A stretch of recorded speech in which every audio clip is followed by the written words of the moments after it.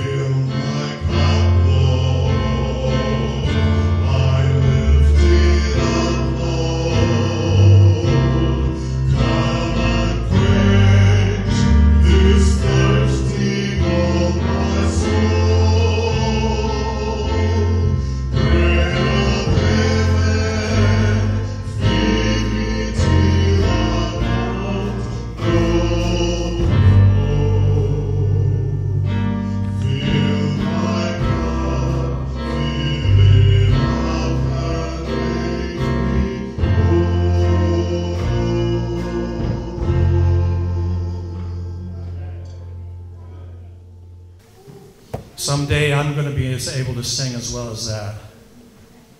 And I'll be as handsome as him too. All right, as my computer's coming up, I want to thank you for inviting me here. It was a privilege to be here before. And I didn't know that, but I heard you're having a potluck afterwards. And I know from last time you feed real good. Yeah. Hudson's back here.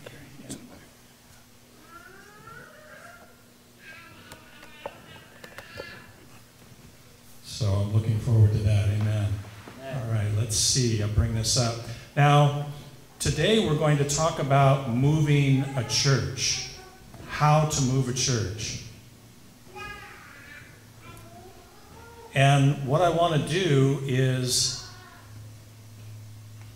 the title, of course, is A More Excellent Way, but it's a more excellent way of moving a church is what it's about. And I'd like you to turn in your Bibles to 1 Chronicles chapter 29. 1 Chronicles 29. And I'm going to ask you to use your sanctified imagination today. Now, why do I call it a sanctified imagination? Do you have imaginations that are not sanctified? In other words, aren't holy? Sometimes we can imagine things that we want that we really shouldn't, right? But today I want you to use your imagination. What we're going to do, I'm going to ask you, oops, we have an offering here that fell out. I want you to think of this as the church. Okay? This table is the church. And we're going to be talking about how to move the church today. And of course, a church is the light of the world, right? So we've got candles here. So be thinking about that in your mind. Obviously, it's just a table. But we're going to pretend today that it's a church, okay? All right. Now, what do I mean by a more excellent way? Well, some of you already are familiar with that particular phrase. It comes from 1 Corinthians chapter 13. But we're going to take a look at it in relationship to moving a church this morning. So, actually this afternoon. So let's have a word of prayer as we get into God's word. Father in heaven, Lord, once more as we come to you, as you have taught us to ask, and it shall be given you. Seek, and you shall find. Knock, and the door shall be opened to you. So, Father, we're coming to you this morning asking. We're asking for the outpouring of your Holy Spirit. We're asking you to rebuke the devil from this place and from his access into our hearts and our minds. Father, he's very good at distracting us and causing us to think about things that are not of heavenly origin. So, Lord, we're giving you permission to send your Spirit to protect us today, to surround us, and to shut us in with you as you speak to us. Bless us by the power of your Spirit, we pray in Jesus' name. Amen. All right, 1 Chronicles chapter 29, verse 1. Furthermore, King David said to all the congregation, "My son Solomon, whom alone God has chosen, is young and inexperienced, and the work is great, because the temple is not for man, but for the Lord God." Now, what is David talking about here? Well, if you know a little bit of the background, and especially if you read the chapter before this, in chapter 28, you realize that David has decided in his heart that he wants to build a church for his God, amen, a temple. And the Lord has told him that he can't build it because he has been a man of blood. He's been a warrior for all his life. And he's told him that his son Solomon will build the temple. Amen? So David begins to share his burden about his son building this temple. And he says he's inexperienced and he's young. Now I want you that are young and inexperienced to take note today. And I hope that as you're reading or looking at your phones, you're looking at the text in the scripture and not something else. Amen? Amen? So we want to be focused on that because he's talking about somebody that's young and inexperienced. And I used to be young and inexperienced, believe it or not. Some people say that I'm not young anymore, but I'm still inexperienced. But nonetheless, I know what it's like to be there. And David is longing that his son would be provided for. And he says, the work is great because the temple is what? Not for man, but for whom? It's for the Lord. That's right. So now, do we have temples today? Do we meet in temples? What do we call them? Church. We call them churches. Is that right? So I know you guys don't own this church. I know that you're looking to own a church someday. Amen? Amen. The Lord's got that in mind for you too. But if this was your church, if you had paid for it with your hard-earned money, sacrificed money, and it was yours, you had the title to it and everything like that, whose church would it be? God. It would still be God's. Amen? Because who gave you the money to sacrifice to buy that church? God did. So David is sharing with us something here that is a reality that sometimes we need to remember. That the church does not belong to us, but it belongs to God. Amen. So David goes on and he says in verse 2, "Now for the house of my God I have prepared with all my might, gold for things that are made of gold, silver for things that are silver, bronze for things of bronze, iron for things of iron, wood for things of wood, onyx stones, stones to be set, glistening stones of various colors, all kinds of precious stones, and marble slabs in abundance. So as we're looking at the more excellent way, and we're looking at David's experience here of building his church, in a sense of moving the church, because after all, what's the best illustration of what a church is? Is the best illustration of a church a building that's on a foundation that can't be moved? Is a church designed not to be moved? Now I'm asking you to think here. Because when we talk about a church, are we really talking about a physical structure? Or are we talking about a people of God? Amen? So there's kind of a dual play on words here. Yes, David is building a real solid temple, but we also know that the temple of God, the church of God, is designed to move. Where's it designed to move? Out into the community. Yes. Amen? It's designed to go to all the world and preach the gospel. That's right. So when we talk about moving a church, we're not talking about moving a physical building so much. So keep that in your mind and don't get too confused with my illustrations here. So David here, as he is preparing to build the church of God, the temple of God, he says that he begins to put a dime, a penny away here, and a penny away there. Is that what the Bible says? What does the Bible say that is David's plan of preparing for building the church? It says that he had gold for things that are of gold, silver for things that are of gold. In other words, every possible thing that's necessary to build up a physical temple, David is providing for, right? He is setting it aside. But the question that I want to ask you here, and that I want you to answer is, how is he preparing? What does the first sentence of that verse say, of verse 2? Now for the house of my God, I have prepared what?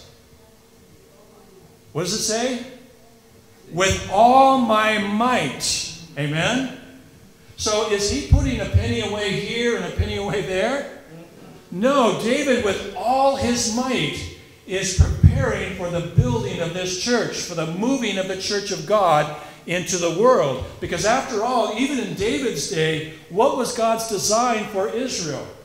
Were they supposed to stay in Jerusalem with walls built around them and to protect them from the heathen? No, God designed that Israel should move out into the world. Amen? And to share the gospel, the good news of a coming Savior with everybody. And so David, knowing those kind of things, and David, because of his experience with God, he prepared with all his might. I don't know if you've ever done anything with all your might before.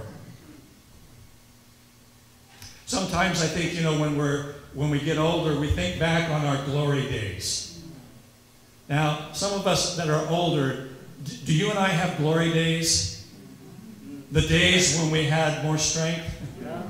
We could run it all, period. But we could run faster, right? We could jump. We could do all sorts of things. We could do it with all our might. Amen? And even today, as we get older, we still, when something is important and valuable to us, we put everything into it. Amen? We put our whole heart and soul. And that's the expression that David is using here. He put his heart into this. With all his might, the Bible says. In fact, verse 3 goes on to tell us more. He says, moreover, because I have set my affection on the house of my God, I have given to the house of my God over and above that which I have prepared for the holy house, my own special treasure of gold and silver. So David says, not only have I been praying for my son Solomon, because he is inexperienced and young, not only have I been preparing with all my might, and he lists all the gold and the silver and the precious stones that he's been putting aside, but then he adds one more thing. He says, not only have I done that, prepared for the holy house, verse 3, last part, but my own special treasure of gold and silver he's given to that. So, how many of you would say that David is a selfish man? Is this man selfish? Certainly doesn't appear so. He's not only prepared with all his heart and mind in just regular giving, you might say, but he even says, you know, I've even given of my own special treasures of gold and silver. Now, do you and I have special gold and silver somewhere stashed away? Yeah. You got a gold bar in your pocket? Probably not, yeah. But we all have special treasures, don't we? And those are things that we guard jealously. We don't want to give them to anybody because they're mine. But you know what David did?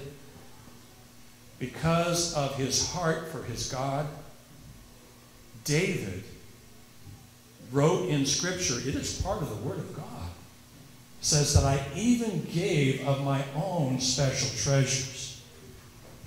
Now, why did David give so much? We're talking about a more excellent way today. Amen? Amen. Why did David give so much? Well, you know, I guess it would help if I put my gizmo in there so that it would turn when I want to. There it is. So, what is the more excellent way? Love. Love is the more excellent way. And I think you and I can safely say that the reason that David had given so much is because of love, right? Now, why would David love God so much? Well, you know, David had a few experiences in his life, didn't he? I mean, there was one time that he was just a shepherd boy, right? And he had a crook and a stone and a sling, and he met somebody. How tall was that guy? What was that guy's name? Goliath, that's right. And was he kind of a short guy? No, he was kind of a tall guy, right? And did God protect David from Goliath? Amen. He gave him victory over him, right? And then as you read the story of David throughout the Old Testament, you realize that over and over and over again, God protected David, didn't he? He saved him from death time after time. And then when King Saul came after him, if that wasn't enough that Goliath was a problem, King Saul came after him and time again tried to kill him. Did God protect him? Did David know that? Amen, he did.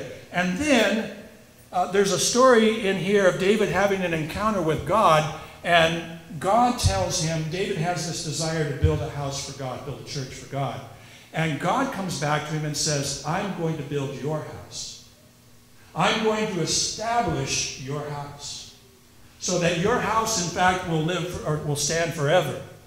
And he goes on to tell him about how the Messiah would one day come from his house, from his lineage. And the Bible indicates that David just sat back stunned. And he said to God, why would you have so much concern for me? I'm just a shepherd boy that you've taken from the flock. So all of those experiences go into David's heart for God. David could look back at his life and he could see how God had provided for him every step of the way. He snatched him from the devil's jaw many times and provided for him, and even prophesied that the Messiah would come from his lineage. Do you have any doubt why David loved God? Has God done anything like that for you? Has God plucked you as a brand out of the fire? Yes. Have you had any Goliaths in your life that God has helped you slay? Amen. And so we have just as much reason to have just as much love for God as David did. Amen? And so the more excellent way for David, and the reason that he gave to the Lord so that his house could be be built, his house could be moved, was because of love.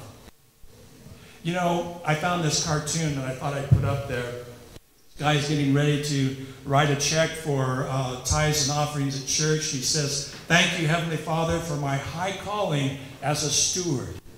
You see, you and I are stewards of God. Is that right? What God has given us, he's asking us to take care of. And when he asks us for a return, like tithes or offerings, he wants us to give in return. Amen? In fact, our offerings are an act of worship. The lady says, "Lord, you gave us 100%. Help me to be generous with you." Is that a good attitude? Amen. Did God give 100% for you? How do you know that? How do you know God gave 100% for you? Where's the proof? What can you point to that's the proof that God gave or is continually giving 100% for you and I? The cross. Amen? That's the proof that God gave 100%. And that just wasn't one time. That is a continuing sacrifice of 100% for you and I. Isn't God good? Amen. Here's a quote from Spirit of Prophecy where it says, "This subject of the use of the means entrusted to us should be carefully considered. For the Lord will require his own with usury. While in poverty, many regard systematic giving as a Bible requirement." Now, we're going to talk about systematic giving in just a minute, what that exactly that means. But I want you to notice this. In fact, well, let me read it first, and then I'll share what I was going to say. While in poverty, many regard systematic giving as a Bible requirement. But when they come into possession of money or property, they do not acknowledge God's claim upon them. They look upon their means as their own. Now, what came into my mind was a video clip that I found online where this guy, this young man, is going to do a test. And he's in New York, I think it is. And he says it's National Pay It Forward Day. In other words, you take some money and you give it to somebody and you say, "Hey, you know, be a blessing to somebody else. Pay it forward." Okay? So he says, what I'm going to do is I'm going to do a test. I'm going to give $10 to a number of people and see how they respond to it. So in this video, they've got somebody taping him, you know, as he's going along secretly. And it shows him giving $10 to a businessman. He looks like a corporate executive. They're in nice suits, you know, and everything. Maybe stockbrokers or whatever. And he says, "Hey, it's National Pay It Forward Day. I want you to give this money to somebody else, you know. See ya," you know, and just leaves him. And the secret camera stays with the guy, and it shows, I think there was 5 of these well-dressed men. I don't know why they didn't pick any ladies. They just picked men. Anyway, it was just 5 well-dressed men, and they all stuck it in their pocket and walked away. Then the guy went to these panhandlers, you know, these homeless people on the streets that are asking for money. And he went to one and he hands him the $10. And he says, it's Pay It Forward Day, you know, be a blessing. I want you to give this to somebody else. And so it shows the secret cameras there watching them. And the guy's got his hand out with the $10 in it, trying to get the people walking by to take it. He's giving it out, does exactly what the guy told him to. 5 other people that were homeless, they all did exactly that. They tried to give it away. They didn't pocket it. Did they need the money? Yes. They did, but they wanted to give it away. And so exactly what the servant of the Lord says here is true. It happens in real life.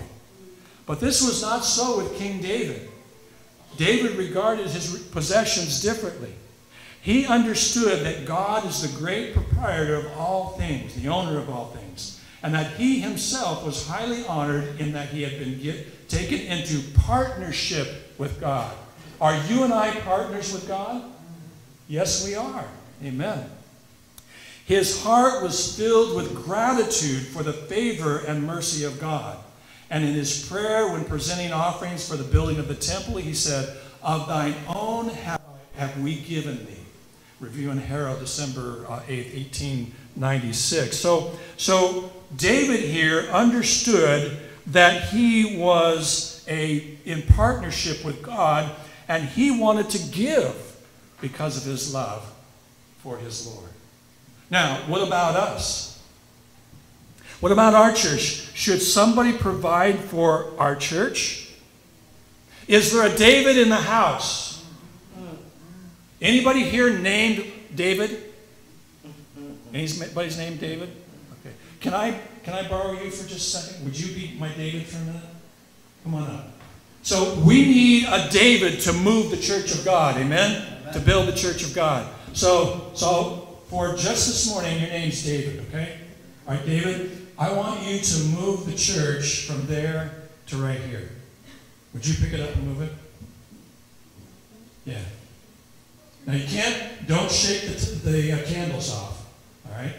Go ahead. No, wait a minute. Bless your heart. A man with faith. You can go ahead and sit down. Now, could he have moved it? No. Probably not. He'd have given it his best shot, right? He'd have done the best he could. But is one David enough to move the church of God? No, it isn't. So, what I want to ask you this morning is, how do you move the church of God? Now, I've got a picture up here, and it has a whole congregation here out in front of their church, and what are they doing? They're moving their church physically, right? Yeah. Is that what we need to do? Is we need to put our church up on a truck and move it all through the community? No, that's not what we're talking about here. But how do we move the church of God? Well, 1 Corinthians 12:27. In fact, let's move there. 1 Corinthians chapter 12, verse 27. Tells us something very interesting as we look at the concept of the church of God.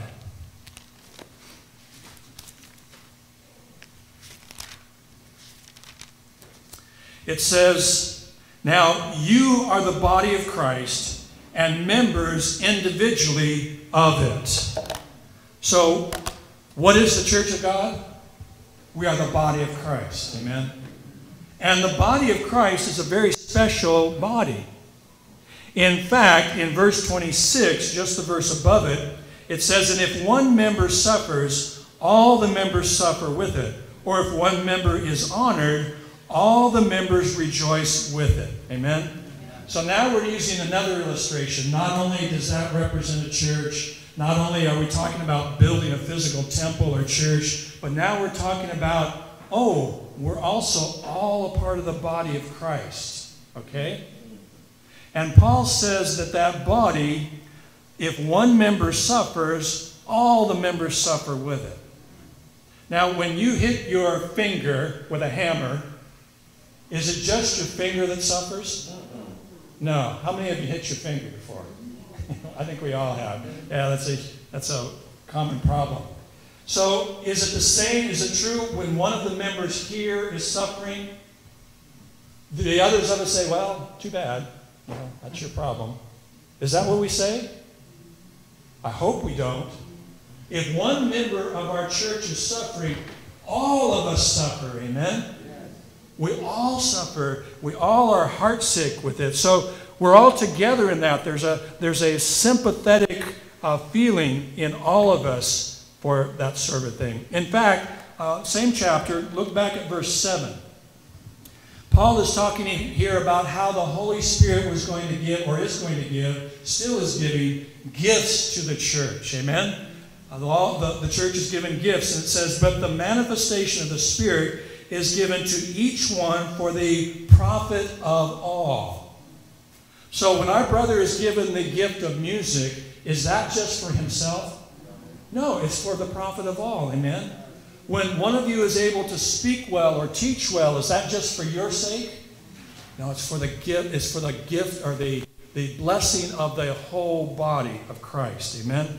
So that's the concept we're looking at here. And we recognize that God wants us to recognize our connection to one another, that we are blessed together. We work together to accomplish things, in fact. If you're the body of Christ, just like our own bodies, our hands work together, our feet work together for the sake of the body that we have. Amen? And we're able to accomplish many things. Now, God forbid that it should happen, but I suppose that there are some people that have bodies where their hands will not cooperate. I mean, if you got up in the morning and you wanted to brush your teeth before you went to church, and your right hand said, no, I'm not going to do it today, how would you feel? Well, you'd say, okay, left hand. So you brush with your left hand. Would it be easy? Not really. You can do it, but it's hard, right? But fortunately, our bodies don't do that. We cooperate with one another, and it's to bless the body. Now, how much should you and I love God? That's a question that we ought to ask, because we're talking about a more excellent way. We're using the illustration of David, who gave with all his might to the building of his church, of his temple, and with the affection of his heart, he wanted to give and give some more. So we're asking the question this morning, how much should we love God? How much should we give? Deuteronomy 6, verse 5 and 6 says, you shall love the Lord your God with half your heart.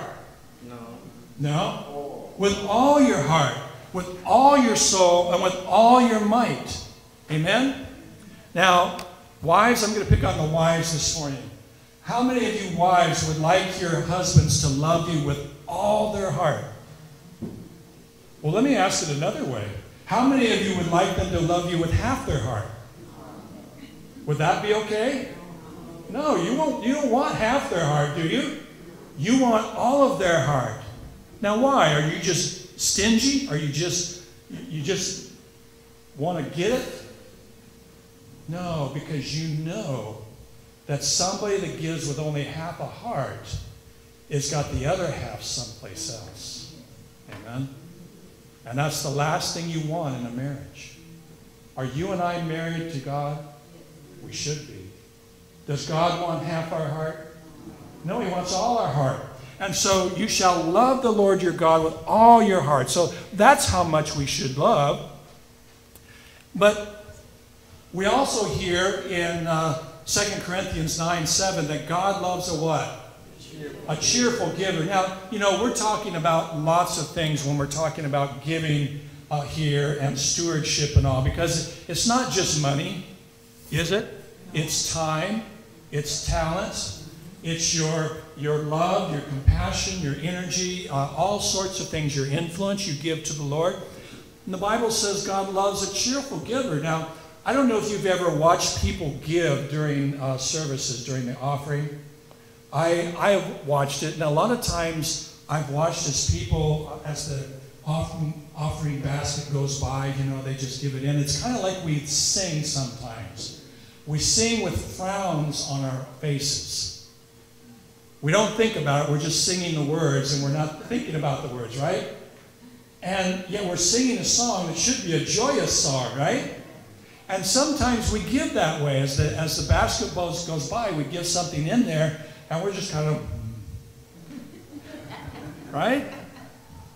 Should we be that way? I mean, are we saying, oh, do I have to give this? Is that the way it goes? Shouldn't be. So God loves a what kind of giver? A cheerful giver. But there's something else that God loves too. And that's what we're talking about here. God loves a systematic giver. Now, what do I mean by systematic giving? Well, I have a tithe envelope here. And I don't know if any of you have ever sat down and really read a tithe envelope. But doesn't take long. But it talks to you and I about systematic giving. Now, the first line on the top is returning the tithe that God asks you to give. Amen? That's a non-negotiable. That's what God wants us to do. But then the next line, the very next line, is local church. What's called the combined budget.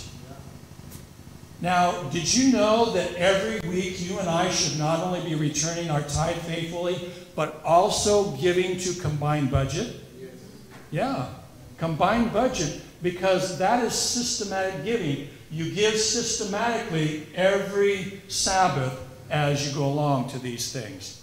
Let me try to illustrate systematic a little bit better. Okay, let's go back to getting up in the morning. You go in and you're getting ready for school or for work, and you brush your teeth, right? Or you wash your face, or something like that, right? That, and you do that just once a week? What do? Every day. That's systematic. Every day you do that. You know, systematic, because it's a good thing to keep your teeth clean, right? And have a clean face when you go to school or work or whatever. So let me give you an illustration of this after the scripture. Ephesians 4, 14 and 15 continues along the line of the importance of the body of Christ and how it works together. Rather, speaking the truth in love, we are to grow up in every way into Him who is the head, into Christ, from whom the whole body, joined and held together by every joint with which it is equipped, when each part is working properly. How many parts? Each part. All of us working together. Makes the body grow up so that it builds itself up in what? In love. There's that word again. In the more excellent way. So, how do we show our love for God? We talked about how much we ought to love God. Now we're asking the question, how do we show our love? Well, does God need our money? No. Does He need our time? Does He need our talents? Probably not. But when God says something wonderful for you, like He did for David, what was David's response? He wanted to give back somehow to God, right? He wanted to show Him how much he appreciated it. So systematic benevolence is that fashion of giving on a continual basis. It's a process of giving to God that is ordained by God, the Spirit of Prophecy says. So here's a little illustration here. Here's a combined budget. I guess that thing doesn't show up on there. Combined budget, and underneath the combined budget, it is funding different things in your church. So when you give to combined budget, you're not only supporting keeping the lights on, but you're also maybe supporting Pathfinders, if you have Pathfinders or adventurers. You're also supplying the need for the needy fund, the Good Samaritan fund, community services. Also for the heat. How many of you are glad that it's warm in here? That's because somebody is giving to combined budget. Now you may have more here. You might have a building fund, right, that is under there too. It's all supplied from the combined budget. When you give to the combined budget, it goes in each one according to a certain amount in the budget into those different things, right? So what happens if you don't give to combined budget systematically? What happens? Exactly what's on the screen, right? Are those plants going to live if they don't get fed from the combined budget? They're going to begin to die, aren't they? Well, let's put a little bit more oomph in the illustration here. Let's try this. Let's just say, same illustration, combined budget, but instead of plants, they're what? They're babies, right? Because after all, how important are Pathfinders? They're your babies, aren't they? Or whatever, you've got. But if we don't give systematically to the combined budget, what's going to happen to these babies? They're going to grow weaker and weaker and weaker and die. Now, the reason I'm sharing this today is because there are a lot of churches that have forgotten how to give systematically. When our church first began, they started a plan of systematic benevolence. They called it Sister Betsy. That's what they used to call it, Sister Betsy. Oh, you want to make sure that you give to Sister Betsy. In other words, you give systematically to the combined budget so that all these different things in your church can function and grow. And if you're doing that, then you've got money in the bank when you've got a need, when community services needs it, or the Dorcas, right, or whatever. So that's what you do with systematic benevolence. Now, then we come to this question, how much do you love God? I know that many of you have been here in America long enough that you know that we have a phrase here, and I don't know if it's in Malawi or not, but we say, put your money where your mouth is. Have you heard that? What does that mean? It means that sometimes we talk pretty good, right? But what happens when you put your money there? You're showing that you really believe what you're saying, right? You do what you're saying. So here's another quote as we come to a close here. In Testimonies, Volume 3, page 408, systematic benevolence were universally adopted according to God's plan, and the tithing system carried out as faithfully by the wealthy as by its poorer classes, there would be no need of repeated and urgent calls for means at our large religious gatherings. There has been a neglect in the churches of keeping up the plan of systematic benevolence, and the result has been an impoverished treasury and a backslidden church. Now, I'm going to tell you something that I know for a fact. Somewhere in this conference, there is a church that has about 400, 500 members in it, okay? And in their records, it shows that there are 58 of them that are giving systematically to the combined budget. Is that a good percentage? Is that church going to survive? No. Those plants are going to die, aren't they? Those babies are going to get weaker and weaker. You see, beloved, that's happening in a lot of churches. And it's not because the pastor or the elders are getting up here and saying, brother, you need to give more, right? And we need to be able to pay our rent. No, what we need to be asking is, why are you giving in the first place? Are you giving the more excellent way? Are you giving out of love like David was? Are you giving with all your might? Is your heart in it? Are you a cheerful giver? Because after all, the church is not the elders and the pastor, is it? It's not the church board. It's the body of Christ. Amen? And in order for that church to move, it's got to have funds, it's got to have means to be able to move, right? You've got to have funds to do personal ministries and evangelism, don't you? You have to have funds to be able to meet the needs out in the community when there's somebody that's down on their luck and they need to be lifted up. And so that's all part of the ministry of the body of Christ. Now, I want you to notice something here as I share this. I think it's here. I'm hoping to share it. So we're asking the question, how many does it take to move the church of God? I'm going to see if I can do this here. I'm going to play a video clip. It has sound to it, probably won't come through, but let me set the stage. How many of you met the Amish people in America? Do you know the Amish? Okay, Amish are people that they drive in buggies, they don't drive cars, they don't have tractors. They're very simple farmers typically. They dress simply, that sort of thing. Well, this is a picture of them, but I want to see, hopefully this will come through here. So let's try this.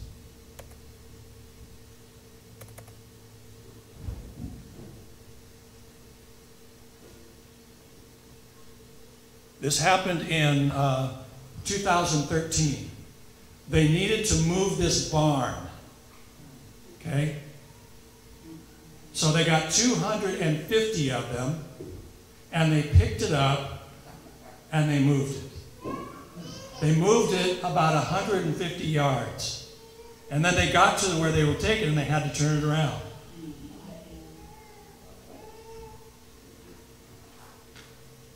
Isn't that incredible? You ever thought about picking up a house or a barn? That's what they did. They don't use tractors and things like, we use. So the question I want to ask you this morning, or this afternoon, is how do you move a church? You just ask the pastor to do it, or the elder to do it? I mean, he's pretty strong, right? He can move that whole thing. How many people does it take to move a church? How many Davids? In fact, let's do an illustration. David, come up. I know your name's not David, but for the sake of it. David, I want you to come up here, and I want you to get up there like you're going to get ready to move that, okay? All right. So, do we have any other Davids in the house that are willing to volunteer to help him move this church? Any other Davids? Well, then come up. Come on. I need some volunteers. Come up. Now, is two enough to move that thing? Well, there's got to be some others there. Is there anybody else that would be willing to help move this church? Oh, thank you, brothers. Appreciate that. Now, come on, ladies. I know you're probably stronger than your husbands. Come on. Can you help? Can you help move this church? We got to move this thing. Remember, we don't want to topple the light of the world off of there. We need some help to move this church. We need some people to take ownership of this church and help them move the church. Do you think they can move it just by themselves? Is there more room up there for you? Anybody else want to volunteer? How about some little tiny kids? We can use some little tiny kids too, right? Come on, get up behind there too. You can get up there behind there. Come on, we're gonna really do this. I'm not talking about just possibly. We're gonna do this. We're gonna pick it up. All right. So let's see if we can get enough people to do this. Because if it was just David, could he do it? Well, he might make a mess of it, but it wouldn't go anywhere, right? But if we have all this help here, I want you to just pick it up straight. All right? Get up on front here too. I want you to pick it straight up. I don't want to go anywhere with it because otherwise we'll be in a world of hurt. But let's see if we can pick it up straight. Let's see. All right, 1, 2, 3. Oh, watch the candles. All right, you can let it down now. Now, was that hard? Did somebody feel like they had all the weight? No, you all were sharing in that, right? Amen. All right, let's give them a hand and move the church of God. Praise the Lord. I mean, it's a silly illustration, and yet it's not, is it? Because just like they're moving that barn, 150 of them got together, and you and I would have looked at that barn and we'd have said, we just scratched our head and we said, it's not possible to move that barn. It's already built. It's already nailed down to the concrete or whatever, right? And we would have said it's impossible. But when things are impossible with man, it's possible with God. And when we all work together as the body of Christ, we can move the church of God. Can I get an amen? Amen. Together we can do it when our hearts are in it. When we move with all our hearts. Because after all, what David said was that he had set his affection on the house of God. See, that phrase, I've set my affection on the house of God, means what? It means his heart was in it, right? Because of the love of his heart, David gave.